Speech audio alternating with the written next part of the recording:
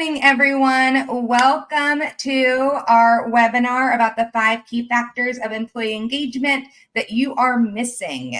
My name is Crystal Weiss. I am the Director of Marketing here at Question Pro. I don't know why my name's not appearing on the screen. GA, can you find why that's not working? Right? Oh, show display names. Here we go. My name is Crystal Weiss. I am the Director of Marketing here at Question Pro, and I am joined by Eric Stone, the author of Jumpstart Your Workplace Culture. We are so excited to have you here, and thank you for everyone who came over from Zoom to StreamYard. If you have any questions, I know this is a little bit of a different environment. If you're watching us on YouTube, LinkedIn, Facebook, or Twitter, please make sure to add a comment. We can see those comments in the little environment that Eric and I are in, and we will answer them and we will get to them. So just make sure you add a comment on the YouTube channel and we will be able to see it. A couple housekeeping items. We will be giving away 10 of Eric's books for all of our viewers today. Our producer, Guille, who's sitting in the background, will be popping in a survey for y'all to take because we are a survey company. We didn't use surveys as forms. Would we even be doing our jobs right? So that will be coming into the comments later. And if you, again, have any questions, please make sure to drop them. I'm going to let Eric introduce himself in just 1 second, and we're going to get started. I'm going to add, bam, there we go. This is what we're talking about, guys. Okay, Eric, give me the rundown. Who are you? Why are you here? And why does it matter? Well, listen, someone who always loved business, passionate about business ever since my dad was, I was a little kid and my dad was a textile salesman. He would come home on these long trips. And I would always eavesdrop on the conversation. So early on, I was hooked. I was also hooked in what makes kind of sports organizations or business organizations have this unique thing of success. What is that little secret sauce? Graduated in business at Roger Williams. Ooh. Started with a company called Enterprise Rent-A-Car, which changed to Enterprise Holdings and now Enterprise Mobility. An amazing opportunity. Grew from one of 4 in an office to rise through the ranks. I was fortunate to lead the Southern New England region. We were considered a top performer throughout the country. And I felt I had something more to give outside of just a few hundred employees. I felt I might be able to take my message of building high performance cultures within an organization, thanks to a lot of my teammates, of course, and pass it on. It ends up coming out in a book. It was a lot harder than I ever thought it would be. Is it like running a marathon where people are like, I'm a runner, I could totally do it. And then people are like, I read books, I could write one. Biggest learning, first marathon's writing the book. Second marathon's marketing the book. But it's been an amazing experience. And I have opportunities to join folks like yourself and continue to share the message of a few of the principles that were from the book. I love that. Well, we are so glad that you're here and are about to share that with us. I see a few more people joining, so I'm just going to give a quick recap again. Everybody, welcome to our webinar. We really thank you for coming over from Zoom. If you're watching us on YouTube, LinkedIn, Facebook, or Twitter, please make sure to put any questions in the comments, and Eric and I can answer them as we're going. And I think we can get started. You ready? Let's get it going. Okay. I'm just going to give a little bit of a brief, if you're new and you don't know Question Pro, we are a survey software company that does everything from employee experience, customer experience, market research, really fun surveys. If you were watching the Today Show or the NBC Nightly News last year, you might have seen us mentioned in our consumer research for the Taylor Swift concert tour. That's kind of my pride and joy. But if you want to know more about us, let us know. There is always a salesperson willing to talk to you. Not me. I'm not a salesperson. And not Eric, because he doesn't work for us. Okay, engaging your workplace. You can tell me when you want me to go, because I don't know. I didn't look at these. I'll tell you what. I mean, I think the reason it's become such a popular topic is, you know, in today's environment, you have 5 generations that are in the workforce. You have your Gen Z, you have your millennials, you have Gen X, myself, the boomers and the silent generation, those who probably founded the company and are still staying around. And each one values different aspects of what's important to them within work. So that's a big challenge that some of the organizations are having. And secondarily, you have this flexibility debate since the pandemic, for sure, of what is the best way to operate and be collaborative, innovative, productive. Is it in person? Is it remote? Is it hybrid? And what this has done is it has escalated this employee engagement piece, because employee engagement has dropped. And Ah, so I thought this would be a great, simple thing that allows people I call it a simple but not simplistic approach to thread all of these factors throughout your organization. And so it really is built on a high character, high standard with the perfect mix of training and trust. And it's where you're balancing this empathy with accountability. And these okay. things we're going to discuss, whether you're profit or nonprofit, whether you're 300 employees or 30, whether you do 700,000 in sales or 700 million, these are all practical approaches that you can bring within your organization. And so I guess the question is, are we ready to jumpstart this presentation? Let's do it. I mean, I have a lot of thoughts about all the generations in the workforce. I've really been, I'm not harping on it per se, but like it is definitely because my parents are boomers. And my dad, much to my chagrin, is still working because he's like, why wouldn't I? I'm still a capable human. But it's wild to think that my nephew, who's 15, is also getting his first job working at the like city pool. Yeah. Right. And so all of a sudden I'm like, what would my dad do if he had to work somewhere with a like an 18 or 19-year-old? Like I wouldn't know if I would know what to do. So I'm really excited to talk about this. Well, it's a perfect segue to really starting out with three really big things we're going to talk about today. The simplicity of one is just defining what engagement is. I think it's important to understand that. A few statistics. We all love stats. We all love information. And then the third is going to be the 5 key factors that every organization can bring within their fabric. And the ideal goal for those on this webinar is really to think of 3 initiatives under each one we talk about, because every organization is slightly different, that they might be able to implement and put into their organization. And so we might as well start with some of the definitions. Okay, you want me to? I'm gonna try. Give me a second. You can talk because I gotta figure out how to get this video to run. Yeah, so we're in a different platform. Perfect. Because as far as engagement, what's really important I know is this is an employee with high energy and high enthusiasm. You know, this is the employee who says, if I don't do it, who will do it? We love these employees. They are the ones we truly want to be what I call culture carriers within your organization.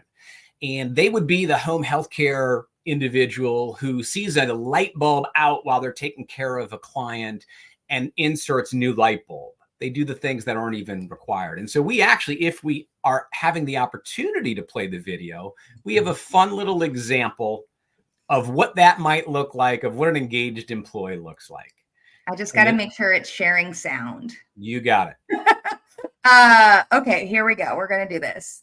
And Guille, can you message me on Slack if you can hear it? Or someone? Okay, here we go. When we asked Reebok to send us Terry Tate, some people thought we were crazy. But I'm a firm believer in paradigm breaking, outside the box thinking. Hey, buddy. Break was over 15 minutes ago, Mitch! And since Terry's been with us, our productivity has gone up 46%. We're getting more from our employees than ever before. You know you need a cover sheet on your TPS reports, Richard. That ain't new, baby. Hey, Terry. Hey, Janice. But what's really impressed me is how Terry's become part of the Felcher family. You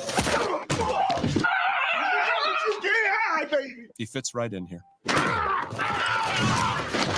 That's a long distance call, Doug. To be honest, I wish Reebok sent us 10 Terry Tates. You want to play games, Gene? Well, when it's game time, it's pain time, baby.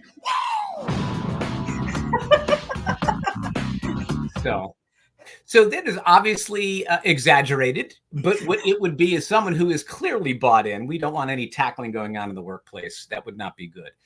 But so that is where the engaged employee is. The next definition is someone who would not be engaged.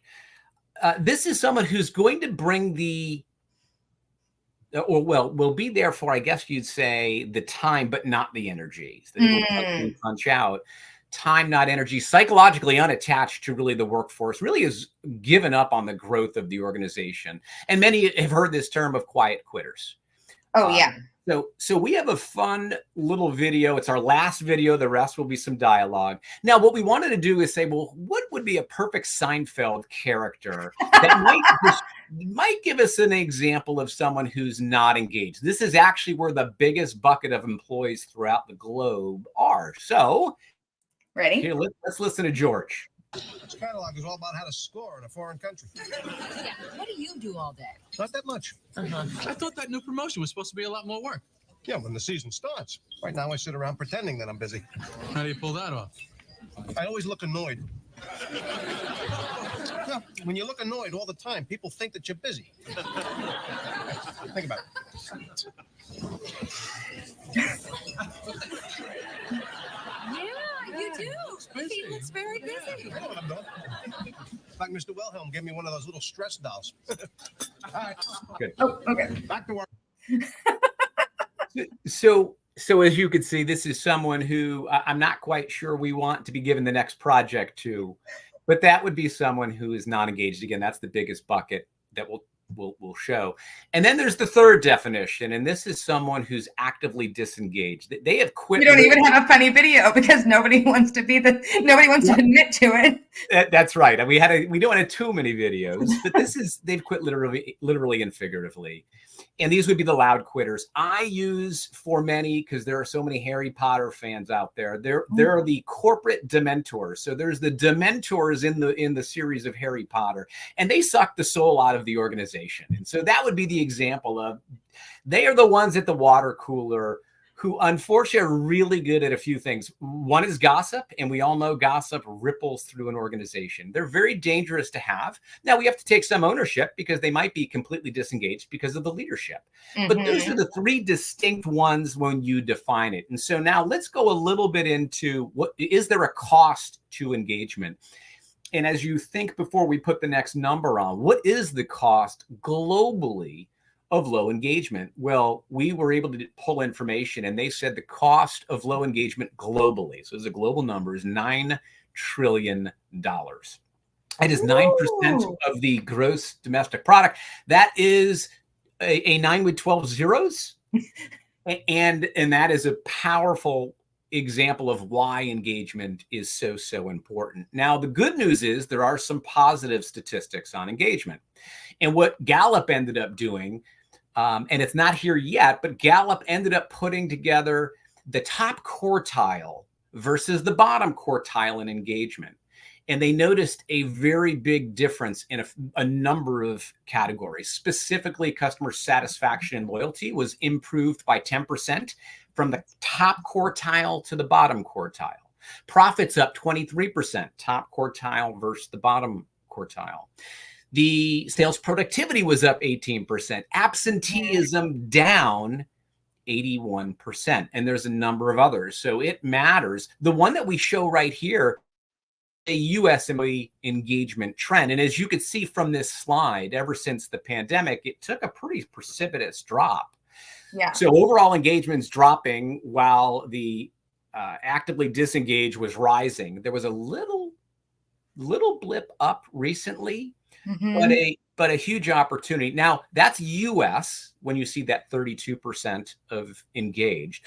Globally, the number is only 23%. So if you looked at the global number, it's only 23%. Oh. And to put it in perspective, they recognize these exceptional workplaces, and the exceptional workplaces are 73% with engaged employees.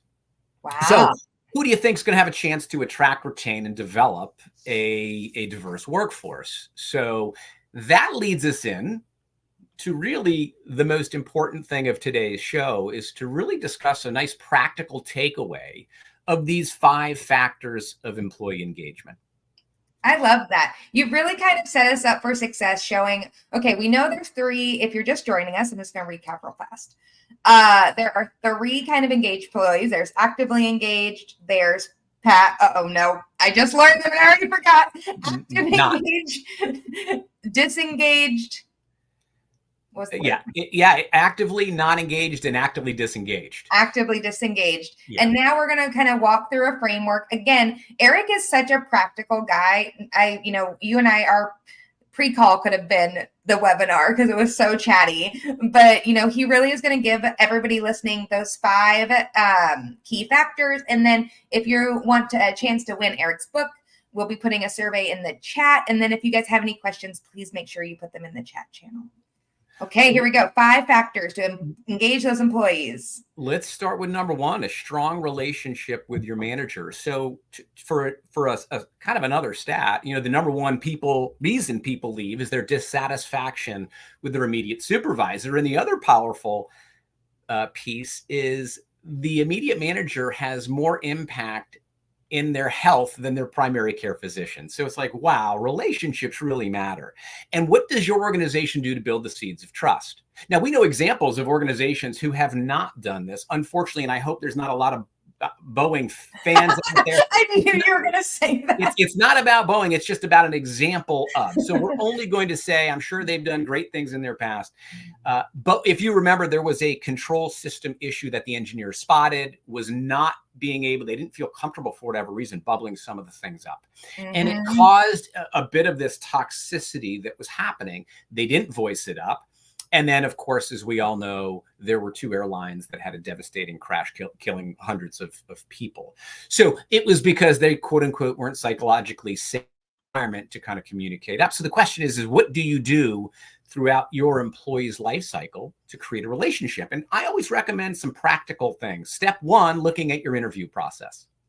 And so as you go along that process from the posting to the application, moving people from first to second to third interviews has to be efficient and communicating a very clear process. That's really important for the future and building relationships from the person who is thinking of entertaining an opportunity. They then have to have in the interview, I always recommend, whether it's virtual or in person after the interview, feel free to introduce them to other people within the organization, whether it's virtually or in person. They walk them down the hall. This is Tim, this is Sarah, and you can kind of acknowledge thanks for your interest. And they're very good at the offer. And what I mean by that is that offer is not just me calling Crystal and saying congrats. It's me calling Crystal or having a virtual call with Crystal. It's Crystal receiving 5 text messages, 5 emails, maybe even a senior leader reaches out or sends a fun little video welcoming him in. They're very intentional with that stuff. Then it goes, well, now they're hired and onboarding is just, they have this beautiful roadmap from day 1, 90 days out. They assign people a branch buddy. They could give someone a mentor. They could give them a scavenger hunt to give 5 names that Crystal could reach out to. And start to really get their own networks growing. Learn a little bit about some of the other people that are within the organization. They could have touch points with text messaging through some technology that just checks in on people as they move through the process. Again, interview and onboarding is a great start. What would you say about, as we, Alexis kind of mentioned up here at the top, she's like, I'd love to bridge the generational gap in the office. How in that onboarding process, people like me, I hired Guille, who's running production for us right now.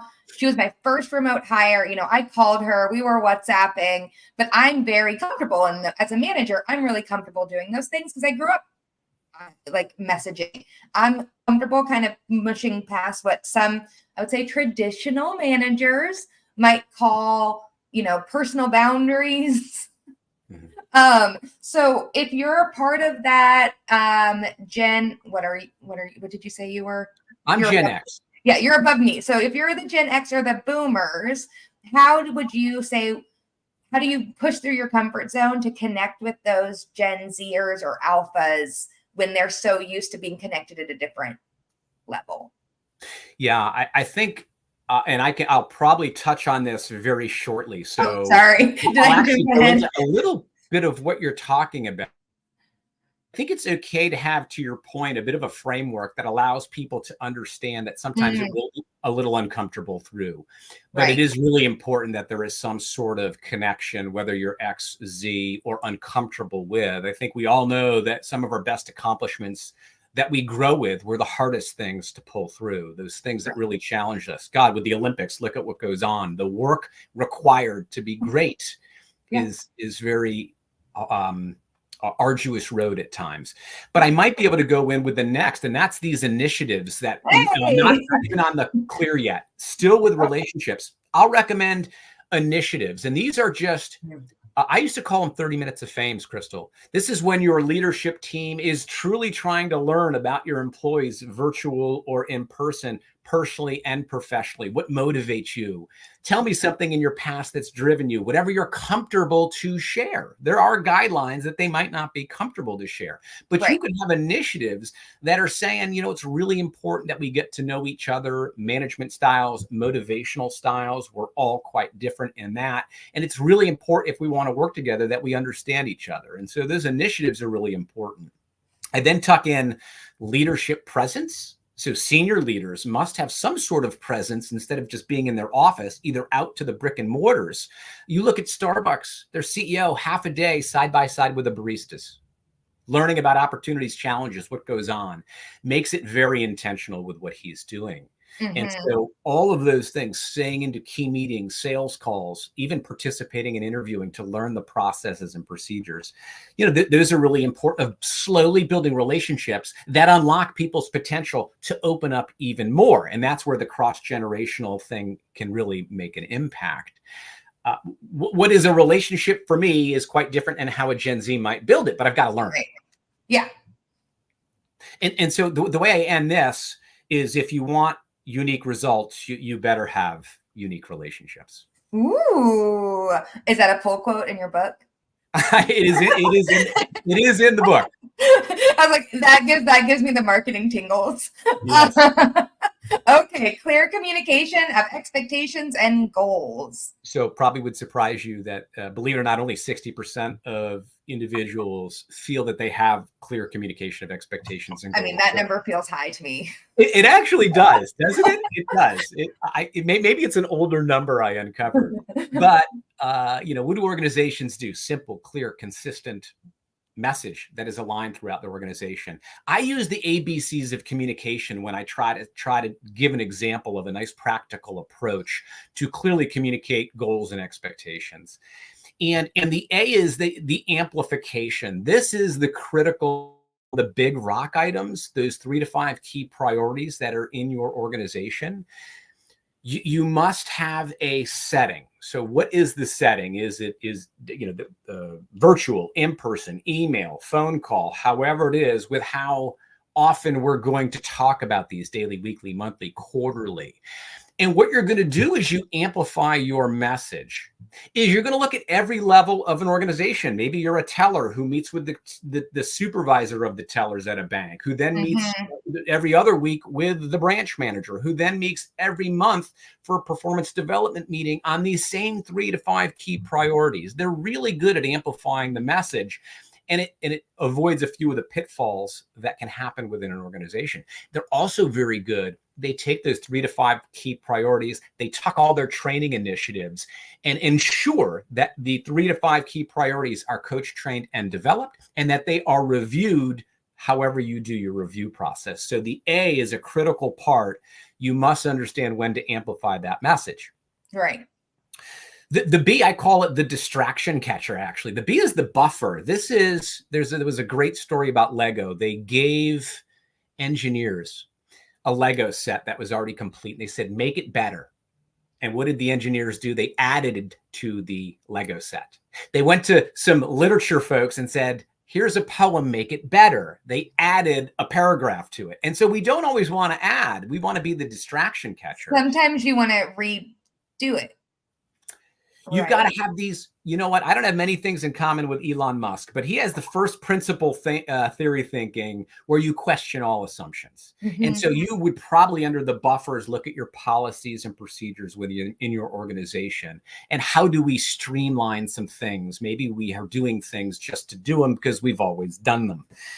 It might be as simple as, we all know we have too many meetings. I created a meeting matrix in my organization of when are we going to have a meeting based on its length, its purpose? Is it driving the right behaviors? If not, throw them overboard. A meeting matrix. Oh, I'm gonna ask you for that template. Yeah, and that is also certainly tucked in the book as well. But and then it's the misleading stuff. It is the 15-page complex. I read literally. I had a friend of mine send me their time off email of their new time off policy.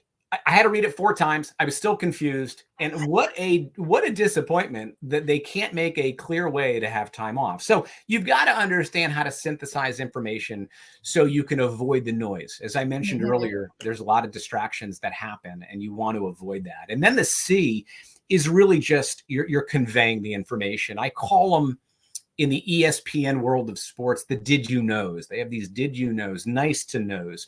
Might be something put on a project management system. It might be about the holiday party. It might be about the summer picnic. It might be a friendly reminder. The organizations who get the buffer and convey down have the A for amplify square rooted, and it really resonates because it's so simple. So those are a little bit of what you can look at is what settings do you have? How often are you meeting? Is it tucked into reviews, trainings? How does all this stuff truly align with everything? And that's the second one. Okay. So we have amplify, buffer. Convey is number. Convey. Is letter. It's like, I promise I'm listening, but I'm also trying to read the comments. Man, I make a terrible guest. All you guys out there are probably listening better than I do. Okay, also just FYI, guys, there is an updated link. We were missing the S on the end. So Mikhail, Alexis, you can sign up for the book now. Look at that. People wanting your book, Eric. All right. Okay, on to the next, I'm assuming. You bet. You're right on it. So this is the right materials, equipment, and information in order to achieve the desired outcome. And so, see, I've rarely met people, Crystal, who want to be terrible at what they do. I don't think that's a conscious choice for the most part. I think you've got to find a way. How do we create a culture of continuous learning in our organization? Right. And so I look at it. There's a great quote. I wish I could give someone credit. It says, genetics loads the gun, environment pulls the trigger. If you hang out with 5 people who believe deeply in training, you will be the 6th. And so I recommend a couple simple things that you can do. Number 1, review your training. Do like a training assessment 2 times a year. It was very helpful for me. Sometimes your things get outdated. Sometimes technology comes in. You do want to keep things rather fresh. And I once worked with an organization who needed to be much more empathetic, and they added an empathy model within their training. Simple. And believe it or not, people get confused with empathy and sympathy. One is you've lived it. The other, you're vicariously living through someone else, which is the empathy. You would maybe look at technology opportunities. Really depends on the field you're in. But, there is an ability to have an app maybe for your organization that is a training guideline. It might be a library of information. It could be some virtual reality technology, and you're in the healthcare space and you get to practice techniques. I don't know, but you'll know your organization best. What can we do from a technology standpoint as that transformation is here? I also recommend before any training, step 1, similar to what we did on LinkedIn or what your team did, is you kind of in advance send information out. And so if we're going to talk about empathy, maybe, let's say that's what we're going to talk about in the training, in this case, 5 factors of engagement, we send it in advance so people can review the material. Then you have this training, and then you might want to do a post assignment to see who takes these 5 factors and implements them within their organization the best. Right. And so you have this, it's a lather, rinse, repeat approach. And so it's that pre and post little homework assignment. And I'm big on whatever industry you're in, on the job training. We make hundreds of decisions a month. Let's share them. I don't know, have a learning log for your team. I always wanted my team to go home and say, I learned something new today. That was the goal. I love that. Now, I'm not saying they always do, but you got to challenge them to do. Because when they go home, guess what they're going to be with? Their significant others, their partners, whomever it is, mom and dad. And you want that message of goodness versus what do a lot of people do when they go home? They tend to vent. So you try to have all things covered. And the learning log makes me feel that I'm truly grasping material. I am learning every day. And it's a reminder for things like that. And then I always was, go ahead. I'm just kind of thinking of questions I want to ask you. And I what I try to do with our team is I do a I do, we do, you do methodology Yeah. when it comes to new approaches. I used to own a company that taught kids how to code in the 4th through 8th grade school system. I was like, I always tell them, like, if I can teach a 4th grader how to write code, we can learn this new marketing thing that's on Instagram or LinkedIn. Like barriers to entry are just our own minds. But it's very much like I am going to do it, and then we're going to do it together, and then you're going to do it. I love it. And then, you know what you can even do, Crystal, is you can then say for one small step, and I hate adding, we were talking about subtracting. We have 3 steps, Eric. But then you go show someone else how to do it. Mhm. The final one. And that's what I don't do well, is I don't like let them do and then they do the process. I'm still but I love what you do. So important. And then some will have their HR team. Everyone's probably heard if you're in HR, the stay interviews, those touch points. My HR manager was outstanding, and she would always go into the field and she would meet with a handful of people every month. It's like a pulse check. You know, how are you doing? Yeah. Are you on point? What are we missing? What's the solution? You know, it wasn't just a venting session, but it was a check-in session. And frankly, for me, the more I trained, the more comfortable I felt I could challenge. I love that. Yeah. What would you say about, though, you know, what you said at the beginning of the section was no one wants to be bad at their job or at something they're doing. But what about those actively disengaged people that we talked about at the beginning? How can you, like, what if they really just do not want, and I'm not going to cuss on live TV, but like, what if they really just do not give in about their job and they're like, I don't want to do the training. I don't want to do the things, like, I'm just here to get my paycheck. How do you, do you put a framework in place to keep them moving, or do you trust the process? Well, for me, it's all those settings that you have within your organization, from the 30 minutes of fame opportunity to the morning huddle, to the quarterly review, to the bi-yearly review, whatever it is. Those are all opportunities, or just a success failure log, significant event log, which isn't just bad, it's also good. I can't make you care. I mean, I can provide these 5 factors, but if you don't want to be here, it's okay to depart. Like, we don't always have to try to save everybody. Mm-hmm. Sometimes it's just not meant to be. I was just big on it better not be on us. Right. I can't make you care I really looked for attitude, effort, and coachability in our hiring process. And usually when you have those 3 simple things, good things happen. So listen, we tried to progressively manage people up. But sometimes they're just not capable, or it was the wrong. Maybe we made a bad hire. Yeah. You know, it might be on us. Maybe they made bad decisions too. Okay. You know, I mean, we talk about it at the beginning, so I want to make sure we're just pulling that thread through, because I'm sure I'm not the only one who's made that bad hire. And then you're like, I'm here. Now what do I do? Which is why, we never expect our attention dependent on your industry. It'll vary, but I mean, you're not searching for 100%. I mean, there's ethical issues that could come up. There's bad hires. We fell short on, there's a variety of things. And so, yeah. Perfect. Okay. What do we got? Ooh. Just someone who encourages personal and professional development, someone who's going to unlock their potentially inside and outside of work. And a couple practical things that I'd always recommend that you do is what's the setting to talk about personal goals? And personal goals might be, John or Sarah is ready to buy their first home. It's important to know that. They're trying to learn a second language. They're trying to be a 3rd-degree black belt in Taekwondo. It's really nice to have a good understanding of what are they personally trying to be great at. And you can parlay that into a few of your own meetings that you have. We used to have our quarterly meetings that we bring everybody up to, and we would try to have a speaker outside the lines come in. It might be to talk about nutrition. Hey, here are 5 simple tips that you could learn, because we all know when you're eating right, you feel a little bit better about yourself.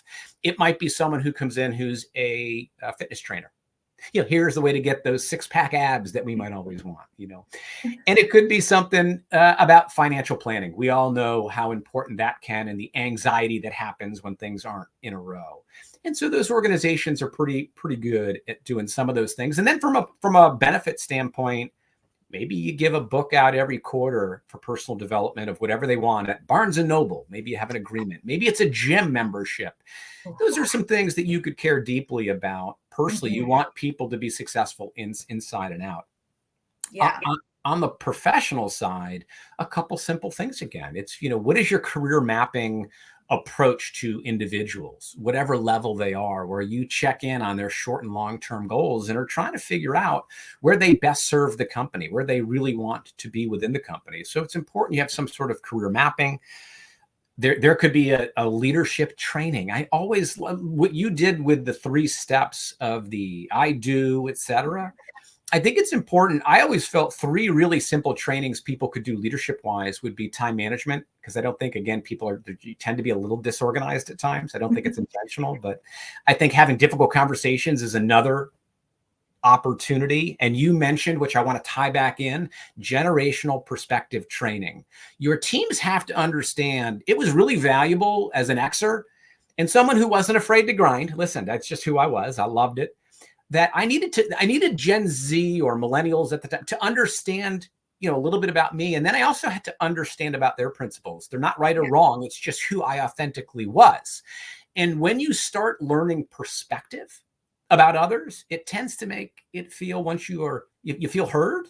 And it just seems to be. So I would definitely leadership. Those are just a few small things that you can do from a professional standpoint. And I think learning perspective is definitely something that we think about it age-wise, but thinking about it from a location, now that we're all fully remote, a lot of places, right? Or from a gender or a race perspective, really making sure that you're putting yourselves in shoes of people you may not how do you learn from them and then walk with them in those situations is definitely something that as a manager, walking with people who are older than you and younger than you, or in different life stages as you, definitely not at Question Pro, but prior to this, I was the one that got put on the road because I didn't have kids. Yeah. Right. And being able to amplify your voice and saying hey, just because I'm in a different phase of life doesn't mean that I should have to do X, or, hey, this affects me this way. I think having those communication skills is something that you definitely learn from leadership, but also have to exercise yourself. Yeah, I think you almost go into a few other bullet points I'd recommend. And again, some of these you might do. The question is how well do you do the initiative? That's the $1 million question, why workplace culture is such the catalyst to truly execution. But I'm big on, to your point, leadership groups. So I used to have something called the think tank. It's funny, people used to make fun of us. Oh, your think tank. And we would bring managers that were nominated by their peers who would meet with me every other month. They would create the agenda. Step 1, they had to have performance. Step 2, they had to be nominated by their peers. And I would kind of rubber stamp it because I wanted to make sure we had diversity of thought, generation, ethnicity, and all of that. I can't tell you how many important initiatives came from their willingness to open up and challenge me, which the only rule was polite disagreement. You don't just yes me to death. Please challenge me. And we were able to shape, and we used to have a running list of all the things that were changed, because it has to be solution based. But what we did to think of the strategy and vision of everyone else within the region. And then to your point, mentor programs or reverse mentor programs, people have them, but do you truly actually say, here's how to be a great mentee? Do you train your mentees on what the role of a mentee is? Yeah. Being trained as a mentor or a mentee is so lost sometimes. They're like, oh, would you like to be a mentor? Go for it. Yeah. And we just assume people know how to do it, and we try to solve problems. And that's really not the function of a mentee-mentor relationship. It's more of a guidance program. And so, and then reverse is what you were saying, is how can we get some of the senior leaders to learn from the junior leaders?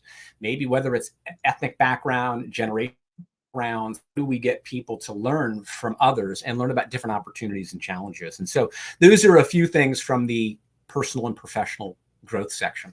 Yeah, it's really been interesting learning because Question Pro is about 300 people. When I started, we only had 10 people in the States. Right. So you really had to learn to work remote, work on Zoom, get to know your peers, having never met them.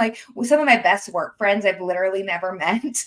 But something that, and this might, just when it comes to this encouraging personal and professional, something I do with my team that, if for everyone out there, is I keep cameras off on internal calls because we all have different internet bandwidths, and it creates a subconscious inequality when one person has their internet, like their image on, like I'm not any more important because I have my camera on versus someone who's having bad internet that day and can't have theirs on. So we've created kind of like I've created on my team an instillment that we don't have cameras on because we want everyone to feel as equal on that call. And those are just has helped me a lot understand like everyone's personal goals and professional goals because I think of everyone as equal on that call. Well, I think I don't have a subconscious bias. Yeah, and I think the credit to you, and I don't know if you heard that from your team or you just started it. Oh, I just decided. Yeah, okay, so credit to you on that. Really good organizations have a way to get not just silly ideas, but ideas that matter, and go and bring it up to whatever think tank or whatever you have to flush it out. Because sometimes we just don't. We talked about it, just don't have the right perspective. But that's great. I mean, you're certainly thinking deeply about individuals. Man, my brain gets tired sometimes. And then here's the last one, a system in which top performance is recognized. So I think there are a couple easy things that I would recommend. Number one is how many things do you recognize? So obviously it's like the Goldilocks version. You don't want 24 of them. It waters it down. You don't want 2 to make it impossible. And so what's that magic number? And then is it a diversified category of awards? So we don't want just sales. We don't just want customer service. We want a nice cross-section that almost matches your company values. You might have 5 or 7 company values. And it's really interesting of how many organizations recognize those living the values, not just listing the values. But whatever that number is. Living. See, you got some nuggets you're going past. Listing the values versus living the values. Man, Eric, you're just like a social. I remember you said your daughter was helping you with social media. Yeah. You just need to get these little nuggets going, man. That's right. That's right. Do some TikTok dances with them. That's a good call. I need to do that. I'll write that one down. Living the values versus listing the values. Keep going. I fell victim to this more than I'd like to share, but it was, are you rewarding are the prizes of the reward what people even want? So I'll give you a small example. We used to have this bi-monthly awards. I would bring them to my house most of the time because I just wanted to try to bring people together. And they would have a chance to meet my kids, my wife, and it was important to me. And but we used to do it late. And so by the time he got to my house, by the time the ceremony was over, I thought they'd be happy that they had an event. But we took the event from 6 o'clock and then brought it all the way down to 1 o'clock so they could have some fun, get recognized, and then go home. And get home a little early. Simple things. But it might be a plaque. It might be money. It might be a day with the CEO, a half a day with the regional, whoever. But really, do you understand what these individuals really want? And so, so that's really important. And then it's important to review what you're rewarding. So I'll share an example. We used to recognize a certain level of customer service, but all of a sudden it was going to get watered down because we flew by it. And so due to the first 4 factors, we had to actually raise the bar. And we had to raise the number. Otherwise, the whole region would win. And so you got to be mindful of, we want to make sure that we're really, have the right number that we're doing. So a little nugget for you would be recognize effort, reward excellence is one of my favorite. Look at you, just out here killing it. The effort is very interesting because we just did an award. Shout out if you want to come to Question Pro X Day, it's our annual conference. We have a reward structure for salespeople, or actually everyone, but who get, you get X amount of registrations, you get X amount of prizes.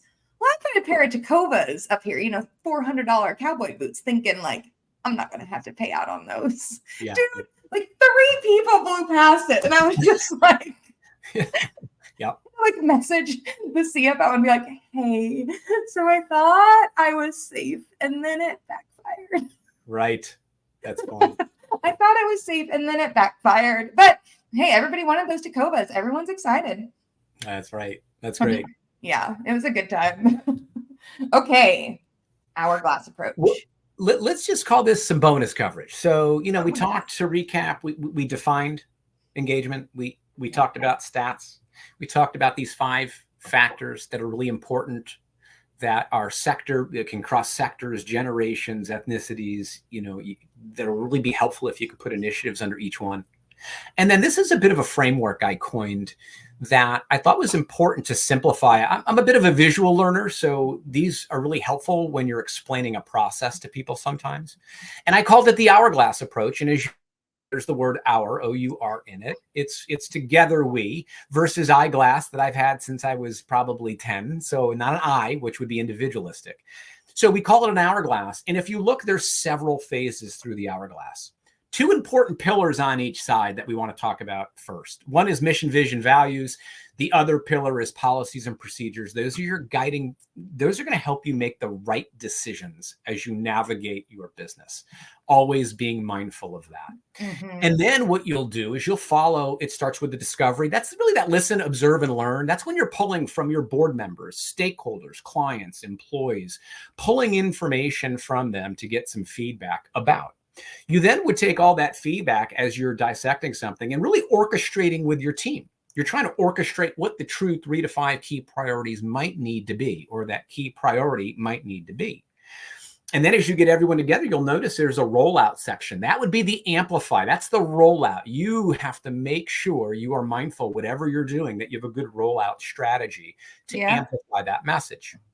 And as you go to the next phase, you must train. You must reinforce.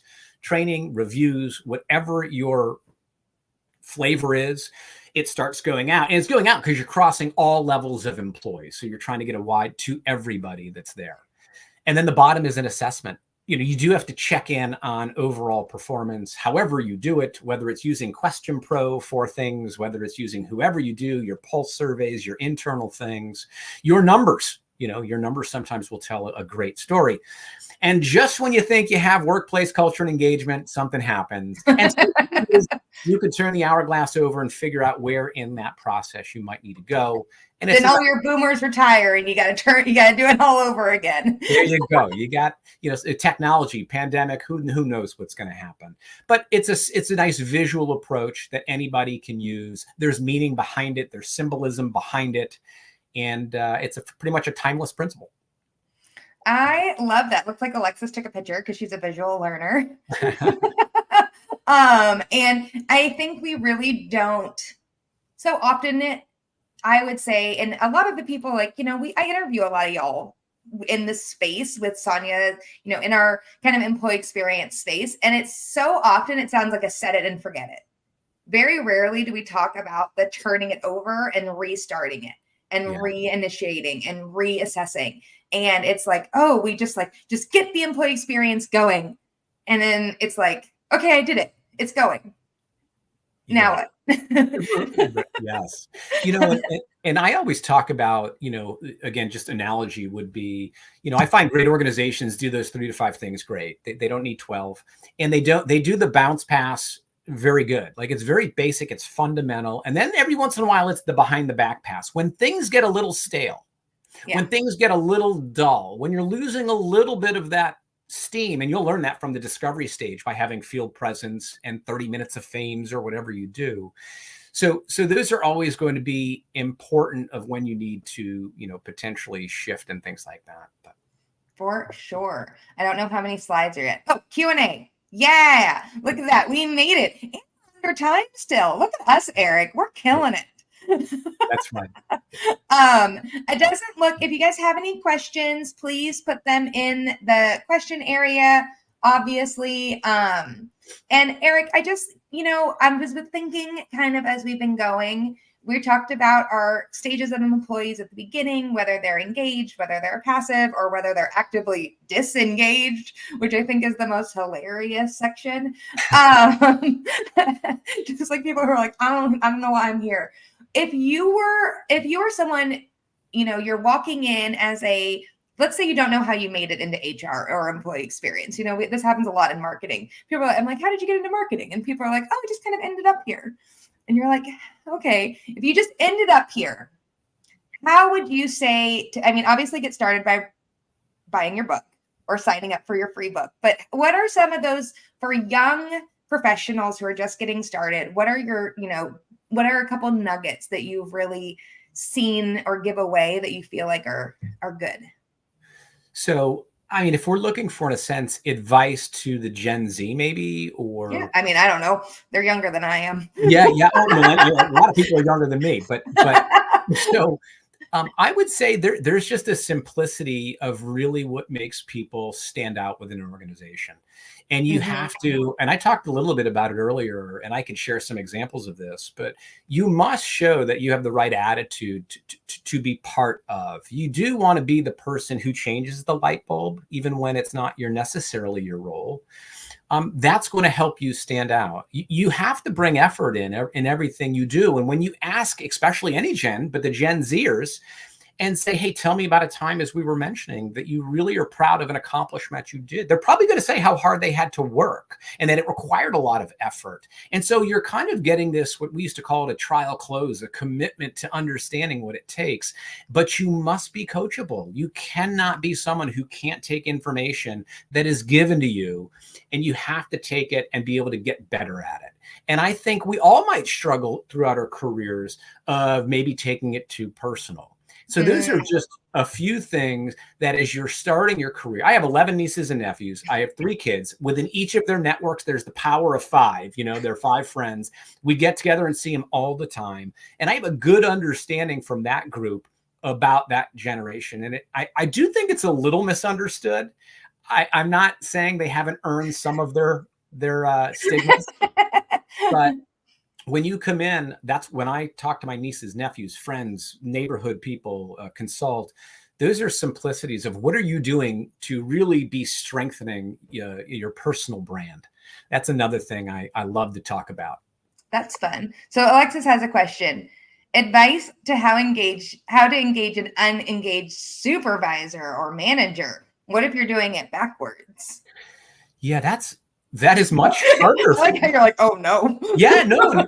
And haven't we all faced that, where the person who, it's a double-edged. What always motivated me is knowing that they weren't putting the effort in, and I know I was willing to. And so it was a bit exciting because I'm like, oh my God, what an opportunity. I can do that job.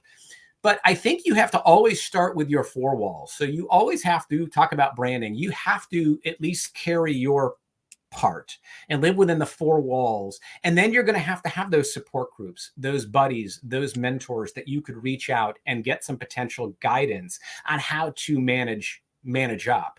And in your settings throughout an organization, which hopefully you have, there should be settings that say, what can we do better? And I can't promise you they'll always take it well. I can always say your delivery is going to matter. And so that's really important, of saying, hey, Sarah, what would be the best way to tell you feedback without you getting upset? So you have to understand and coach and train people of even how to do that. So you're willing to take a chance, and they can tell you how they want to be handled when you're going to have to even manage up, as we would call it. Yeah, I think that is very, very good advice. Kind of creating your cohort too. I always recommend, like, I have worked to build relationships with people outside of my team, right? Outside of my normal people, because sometimes you need a favor. Yeah. And sometimes you just need to be able to call up that one guy on the customer success team to help you dig into something. But what I tell my team is they have to also build their own networks. Yeah. They can't leverage mine all the time. They can't use my guy because they work for me. Yeah. You know what I mean? Like, create your own little networks of people that can help support you and guide you, and outside of maybe even your own manager is what I always. Yeah. We used to assign, in a sense, people they might want to, kind of seek and sought, we want you to seek out some of your own outside of your comfort zone to expand. Which starts earlier with the scavenger hunt we remembered earlier, of like, get yourself to start networking early and often. And I think that would be helpful. I think that's why you have to have some of these initiatives or settings, because you have to give feedback. Maybe it's a survey that you're giving feedback about your upper management. You have to, hopefully the organization has places to do that outside of settings in one-on-ones to do it. It's hard. You just have to have the right delivery. And remember, I used the word coachable. Your senior leaders have to be coachable too. Yep.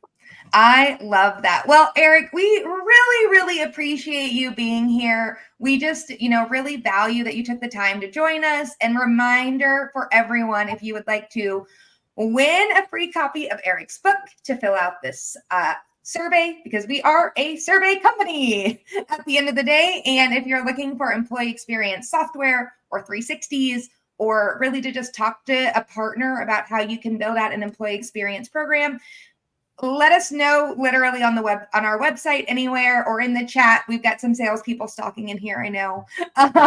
They would be happy to talk to you about how Question Pro can partner with you to start an employee experience program. Fill out our survey. It will be me mailing a book to you, because we're still a little bit of a small company. So if you fill out the survey, you can guarantee that I will be mailing you a book. And so we are just so grateful to have you here, Eric. Any final words? I would just want to make sure I leave it open that as you read potentially the book, or learn something from, maybe had a question that we just didn't have enough time to go into, and you want to connect with me on LinkedIn or ask me anything, feel free to shoot me a LinkedIn message, an email, whatever it may be. I'd love to help in any way I can. And I really appreciated the opportunity. I got to give you a plug. We don't, so when we were getting on this, it was supposed to be on Zoom. How you handled, apparently my computer struggling on Zoom, and your ability to handle a stressful situation, for at least me, because I'm here to say, oh my God, very impressive, would be really important. So commend you and your team for making an awkward moment very smooth. Well done. Oh, no worries. It's like, I sometimes, there are things that are stress me out, and then there's live streaming, and we do it so often that now I'm kind of the more chaotic the better, because at least I won't get bored. So it's all good. We really appreciate you taking the time. I always want to make sure we earn the value of your time as you come in as a guest, because I can get on here and me and Gia can chat about employee experience all day long, but it won't add any value to anyone. So we really appreciate you. Thank you so much, Eric. And everybody, make sure to follow us both on LinkedIn, and we look forward to the next webinar. I don't know what it's about, but Sonia, who is our president of Workforce, does, and she will be announcing it shortly. Thank you so much, Eric. I'll chat with you later. You got it. Thank you.